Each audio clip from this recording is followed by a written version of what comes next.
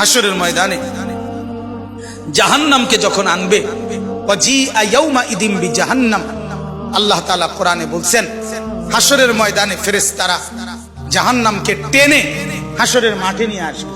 এই যে এখানে যেরকম আমরা বসছি, মনে করেন এখানে আনছে আইনা দাঁড় করাইছে, ঠিক এরকম টেনে আনবে। 70,000 আগুনের শিকল দিয়া বেঁধে জাহান্নামকে আনা হবে। 70,000 আগুনের শিকল, এক একটা শিকলের মধ্যে 70,000 আংটা, ওই যে কড়া শিকল বানায় কি দিয়া, কড়া একটা একটা লাগাইয়া না, এক একটা শিকলে 70,000 কড়া, এক একটা কড়া 70,000 ফেরেশতা ধরবে।